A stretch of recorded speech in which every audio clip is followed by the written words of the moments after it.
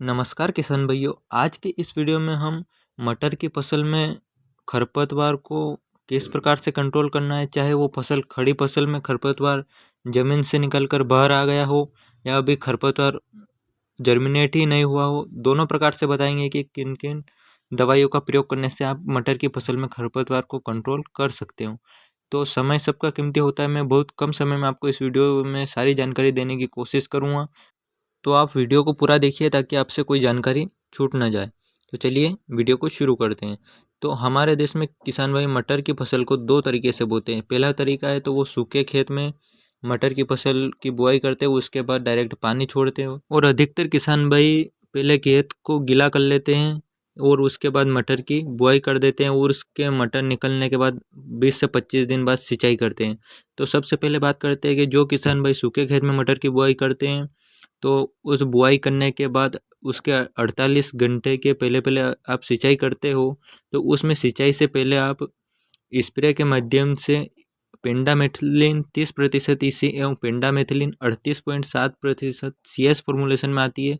इन दोनों दवाइयों में से आप प्रयोग कर सकते हो स्प्रे करने के माध्यम से, और उसके बाद सिंचाई कर सकते हो। इन दोनों दवाइयों की अधिक जानकारी प्राप्त करने जैसे कि इन दोनों दवाइयों में से कौन सी दवाई बेस्ट रहेगी, तो आपको आई बटन में वीडियो का लिंक मिल जाएगा, वहाँ जाकर आप वीडियो को चेक कर सकते हो। अब बात आती है कि जो किसान भाई खेत को गीला करने के बाद मटर की फसल की बुआई करते हैं और उसके बाद 20 से 25 दिन बाद मटर में सिंचाई करते हैं, उस समय भी आप इन दोनों दवाइयों का प्रयोग कर सकते हो। इनका प्रयोग करने का तरीका फिर अलग चेंज हो जाता है। जब आपकी मटर की फसल बाहर नहीं निकलती है तो आप स्प्रे के माध्यम से प्रयोग कर सकते हो, और अब आपके मटर की फसल बाहर निकल जाती है तो आप मिट्टी या रेत या कुछ खाद का तो प्रयोग करते हो। तो खाद डालते समय आप उस खाद में इन दवाई को मिला करके आप इसको खेत में डाल दें और फिर आप इसमें सिंचाई कर दें, तो आपके खेत में खरपतवार को ये जर्मिनेट नहीं होने देगी और उगने से पहले ही खरपतवार को अंदर ही लॉक कर देगी।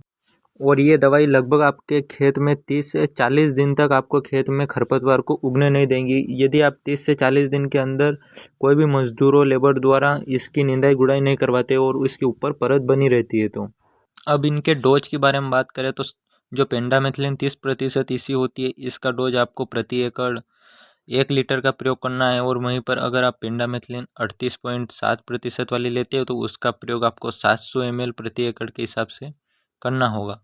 अब बात कर लेते हैं कि यदि आपकी मटर की फसल में खरपतवार जो कि बड़ा हो गया है, और खरपतवार को उगने के बाद कैसे कंट्रोल करते हैं, तो मैं उगने के बाद के लिए आप इमीजाथाइपर 10% SL फॉर्मुलेशन में आती है, इस दवाई का प्रयोग आप मटर की फसल में कर सकते हो।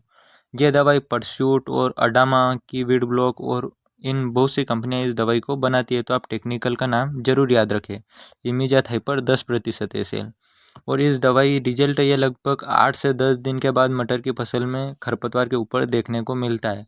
और मैं आपको बता दूं कि ये मटर की फसल की ग्रोथ को भी थोड़ा सा कंट्रोल जरूर करेगी। मटर की फसल में फल फूल आने की अवस्था में इस दवाई का प्रयोग बिल्कुल भी न करें, और इस दवाई का प्रयोग कीटनाशक के साथ नहीं करें। और मैं आपको रिकमेंड करूंगा कि मेरा मानना है कि आप इमीजाथाइपर का प्रयोग, यदि आपके खरपतवार में कम खरपतवार है तो आप इसका प्रयोग नहीं करें और लेबर की सहायता से ही खरपतवार को निकलवा लें, क्योंकि ये दवाई आपके मटर की ग्रोथ को कंट्रोल करेगी। और यदि आपके खेत में अधिक मात्रा में खरपतवार है तो आप इसको बेझिझक अपने खेत में प्रयोग कर सकते हैं। ये चौड़ी पत्ती के खरपतवारों को कंट्रोल करने का कार्य करेगी, जो कि आपकी इमेज आपको स्क्रीन पर दिखाई दे रही होगी।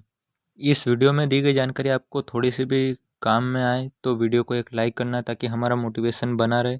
हम मिलते हैं अगले लेटेस्ट वीडियो में। आपका महत्वपूर्ण समय देने के लिए धन्यवाद। जय जवान जय किसान।